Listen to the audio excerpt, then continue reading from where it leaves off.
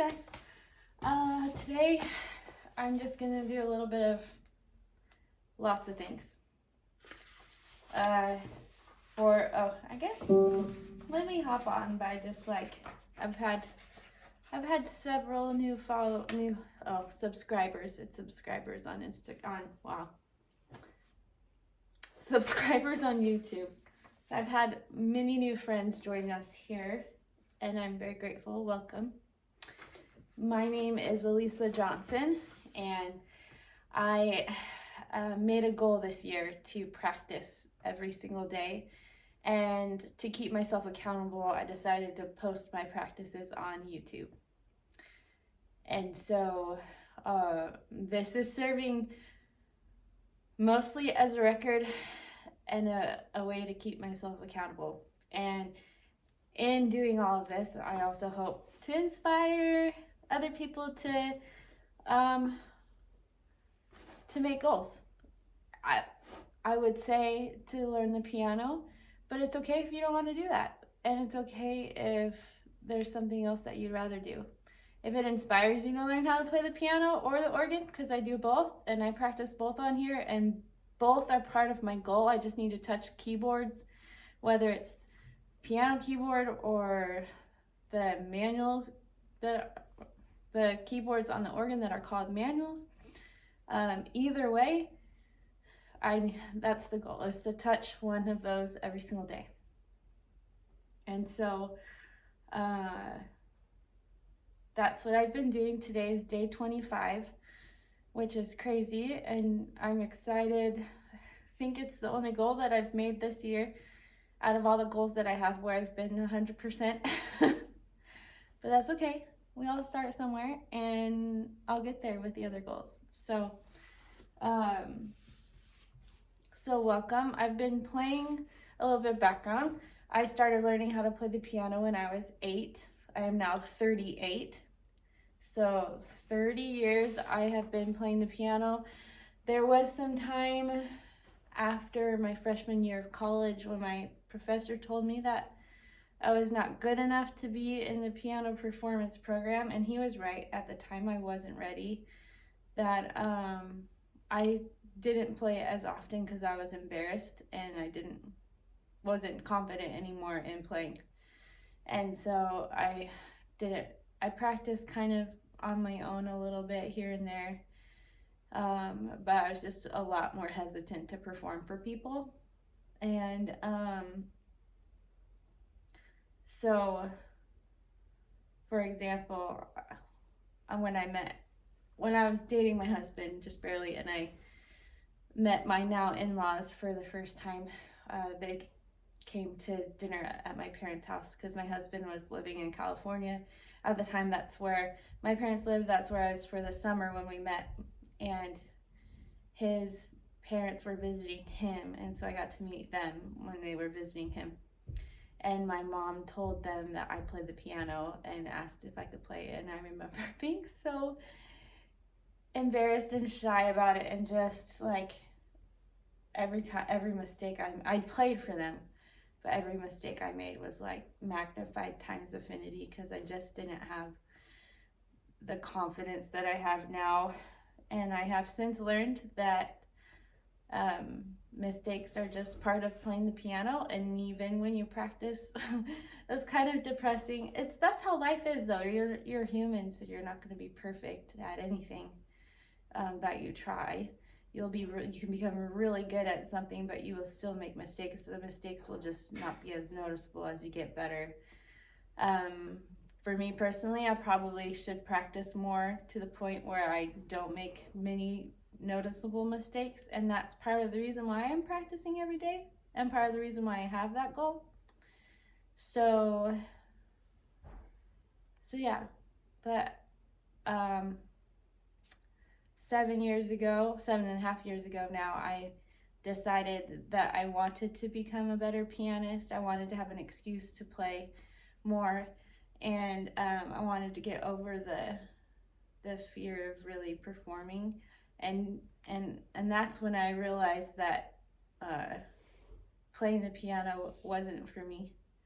that performing was for other people, and I never thought about it as enriching other people's lives because I didn't realize that I had that kind of power.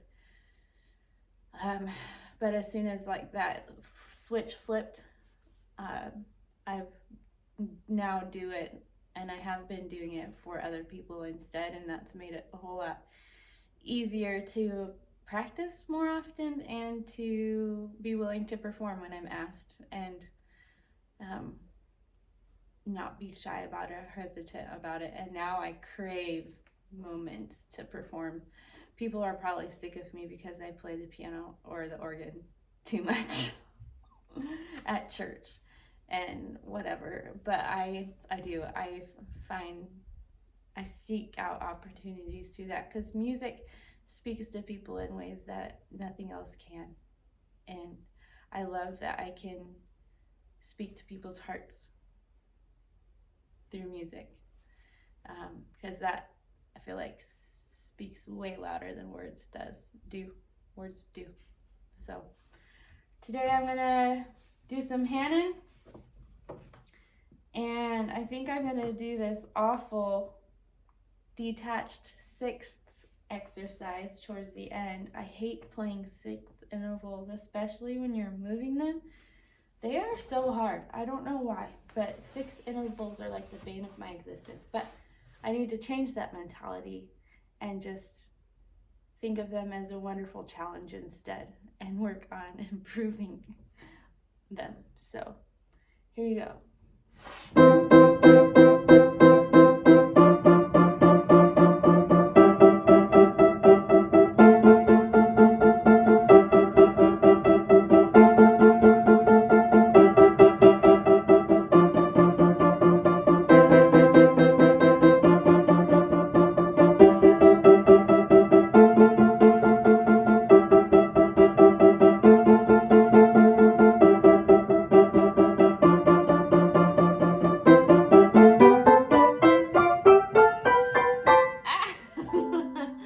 That's the part that's hard.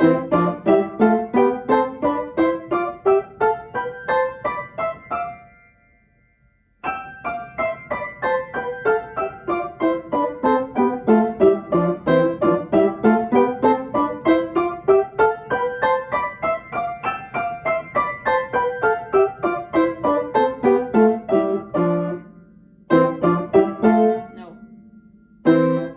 Lost my spot.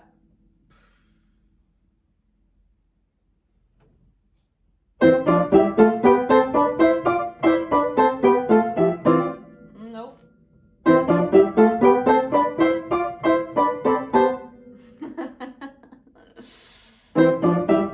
And ladies and gentlemen, this is why you practice.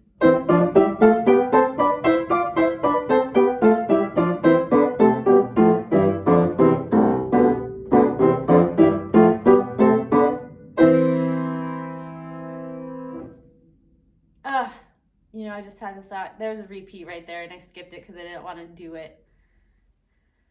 But there's a guy named Ed Milet, and he's like a motivational speaker, podcaster guy, and he talks about the power of one more. And so like one more rep, one more this, like if you just do one more, then it'll help you grow and become even better. And so I was gonna stop, but I'm gonna do one more because that's better than stopping. Gives me more of an edge, or makes me cry, one of the two.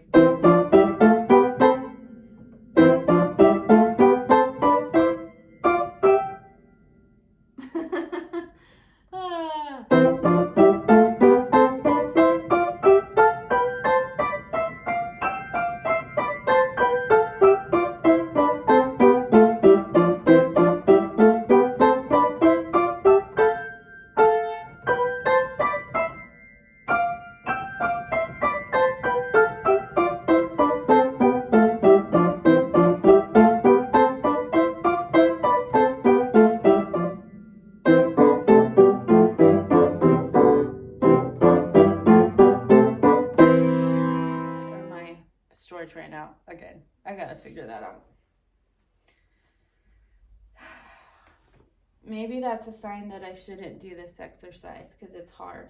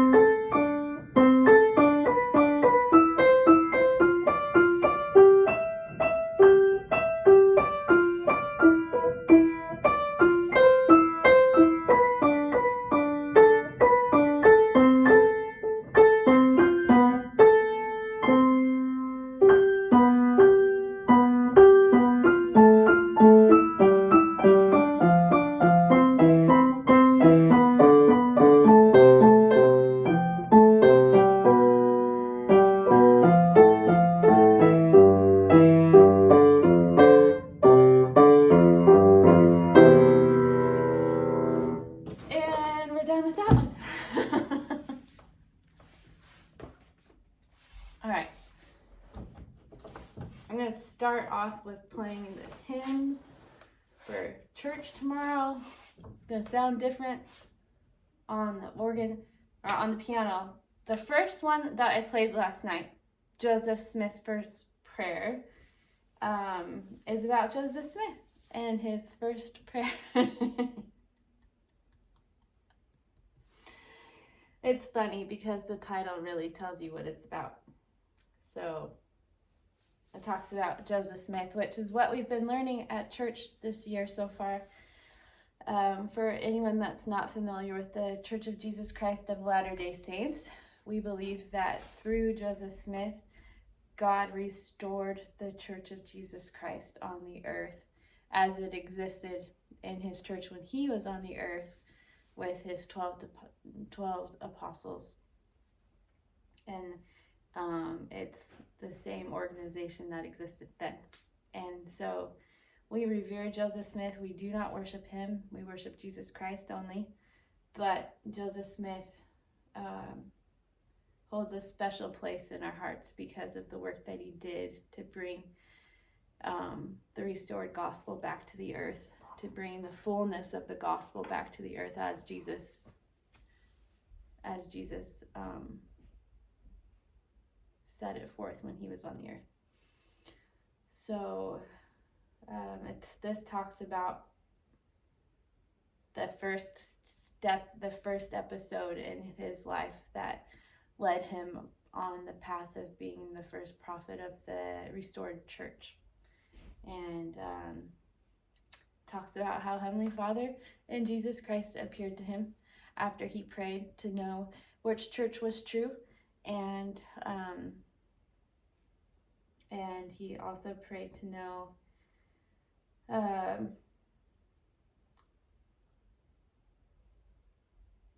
my brain is just gone. He prayed to know a couple things, but one was what church, if there was a true church, which one should he join, and if he was forgiven of his sins, and there was another one, I don't remember. Anyways, and in answer to his prayer, so it's interesting because as soon as he prayed his prayer, and this is the first time he prayed out loud, vocally, and he was in a grove of trees by himself, and as soon as he uttered the prayer, a force that was outside of himself caused him, created darkness all around him and put thoughts in his mind, and made it so he couldn't speak anymore. And we know that now as Satan. And when Joseph Smith felt in that pit of despair, like he was never going to be able to talk again or get rid of this again, like this force that was around him, he cried out to ask Heavenly Father for help. And that's when a light descended and the darkness dissipated, and he was able to speak again. And Heavenly Father and Jesus Christ appeared to him, and Heavenly Father said, "This is my beloved son, hear him."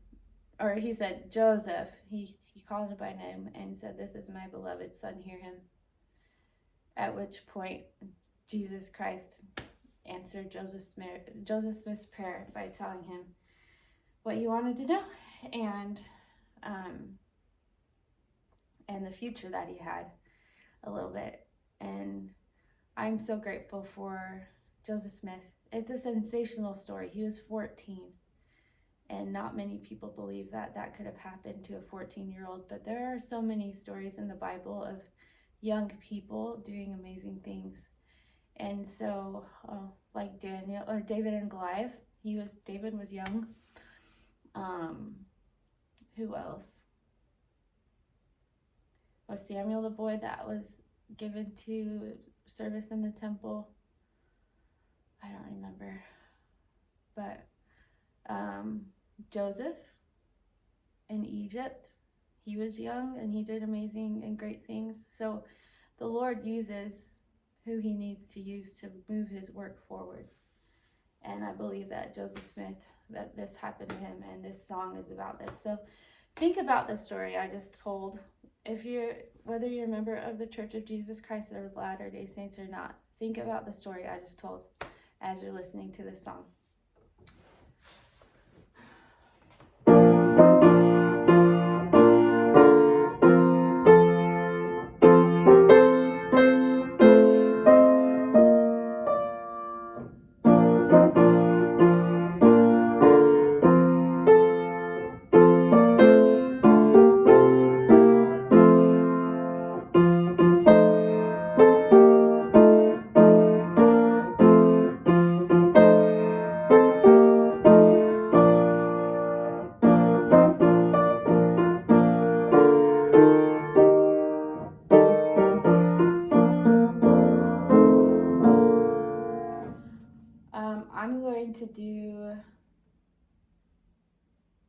I forgot to do the introduction, so I'm going to practice with the introduction.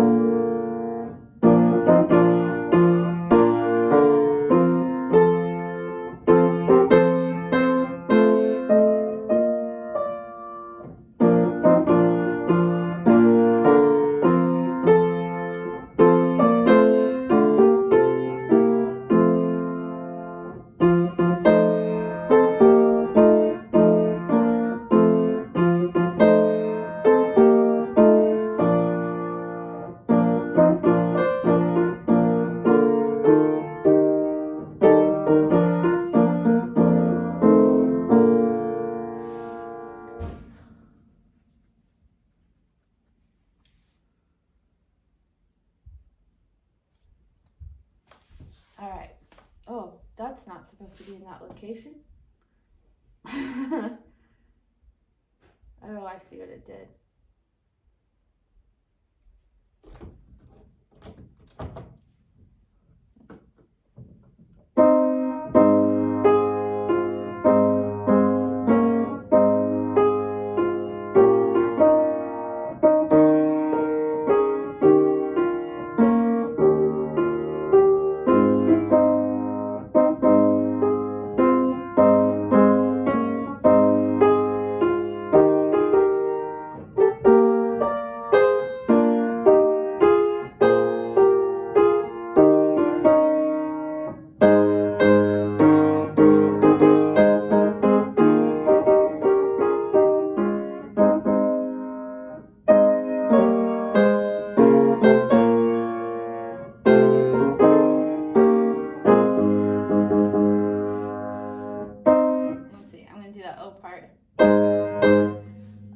So the song I'm just playing now is I Stand All Amazed.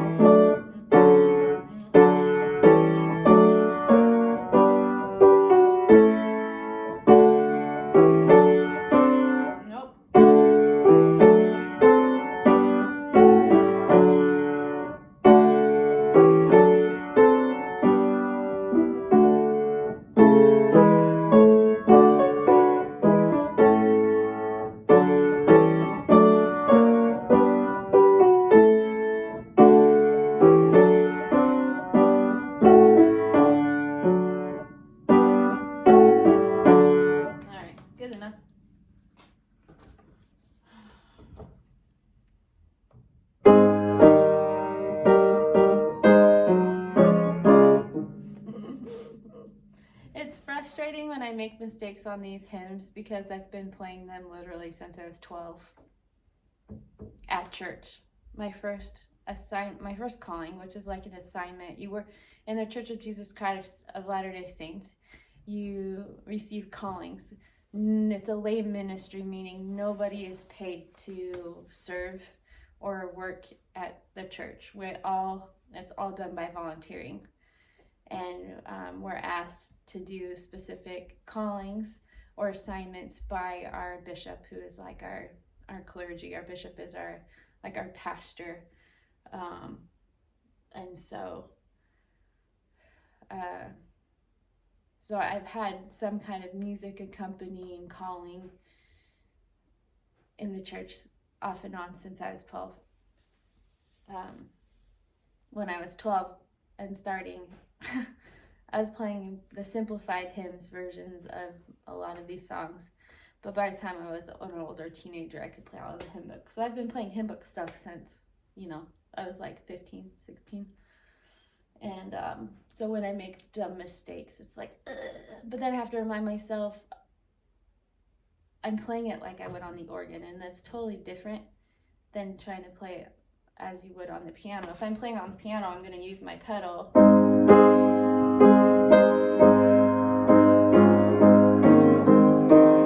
And play every single note. But when you're playing the organ, you don't have the pedal to lean on. And so you have to use ties. So you're not going to play every note. You're going to tie the ones that you can, but don't tie all of the ones that you can, because then it would sound weird. If I tied all the ones that I can, I would just be playing right now. I would just be playing the melody.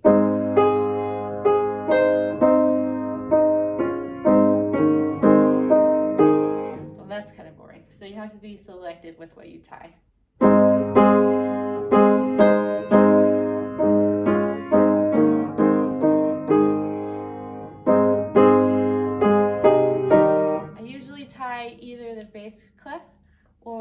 well, definitely as much of the bass clef as I can, and then alto, sometimes tenor, but not very often, and never the melody.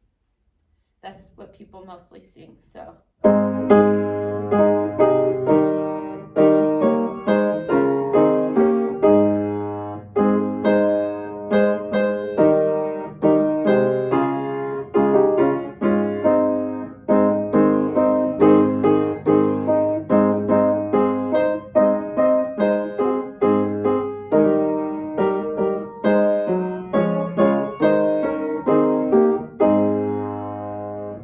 Good enough. Oh, this one, this is not one I'm playing for tomorrow, but I have it as my postlude song. Oh,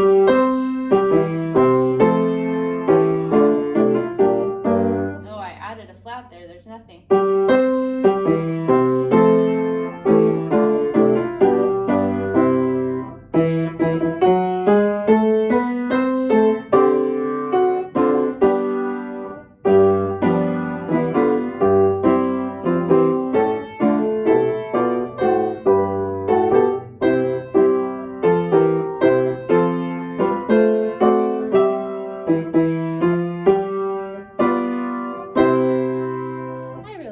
That hymn, Rejoice, the Lord is King. That one's just so much fun. All right. What do I want to work on today?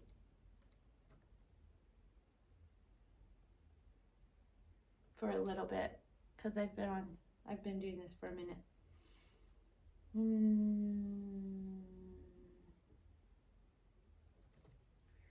Oh, I'm not really feeling the arabesques. The do arabesques. How do you? I don't even know how to say that. I say that every time. I need to stop. All right, make sure my page turning is on. Violins by Bach. It's the concerto for 2 violins in D minor, BWV 1043, first movement 5, and this one's for violin 1. If you were wanting to know, there is, it looks like there are translations for 4 different languages, and I couldn't say any of them. Well, there's a Spanish one. Concierto para dos violines en re menor, B. What's Kinsey? What's W in Spanish? W. So B, W, V. I couldn't do 1043 in Spanish though. Uno, movimiento, violin, uno. There's also one in German. Konzert für 2 Violinen in,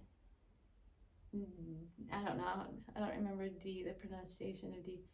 D mo, B, V, what? I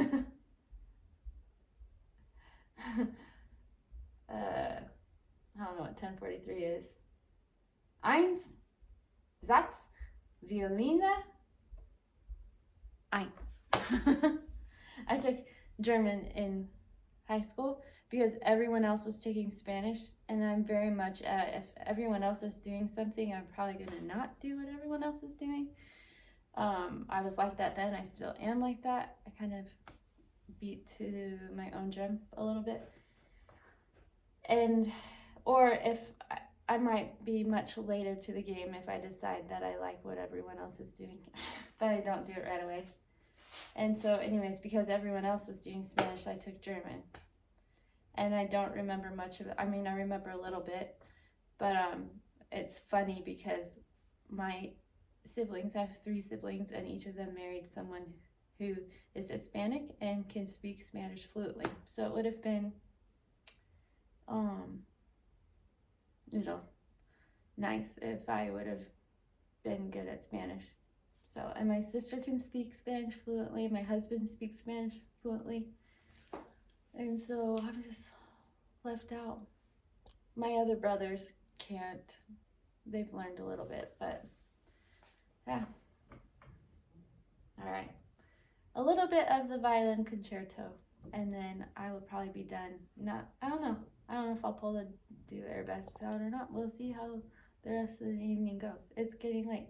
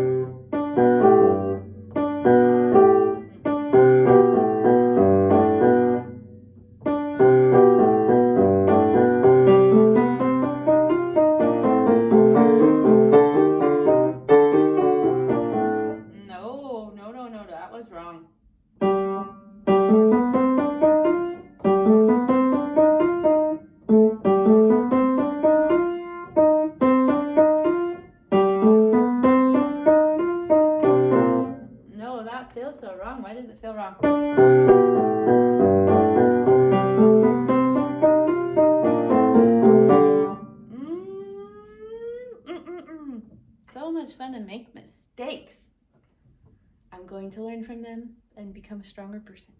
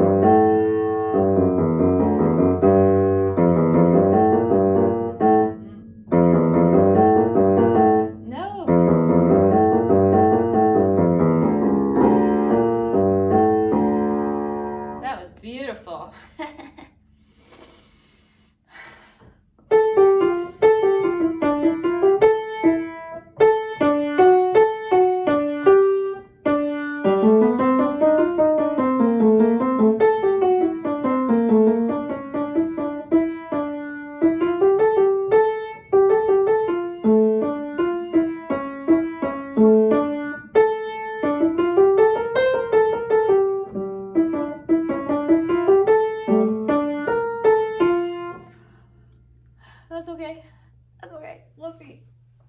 We'll see.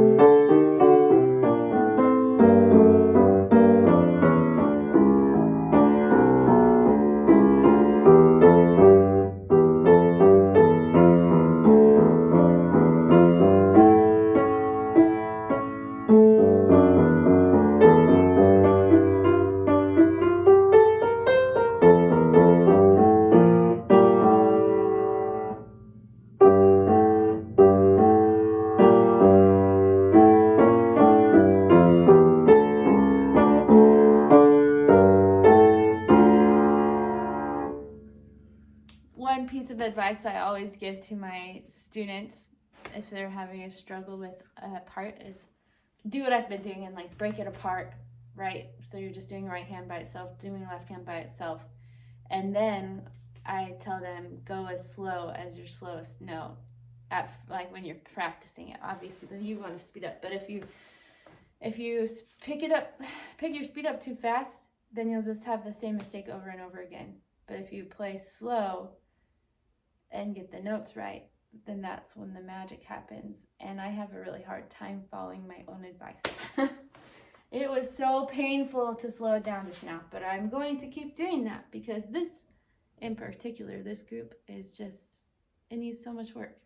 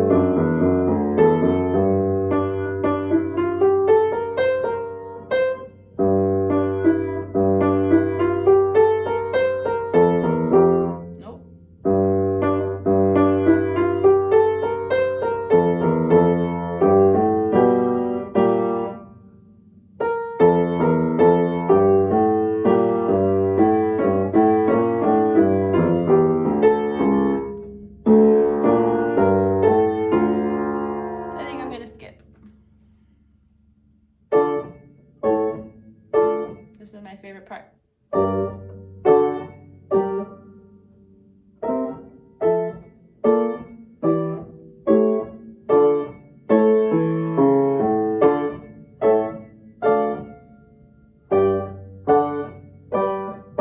Nah, I got it wrong.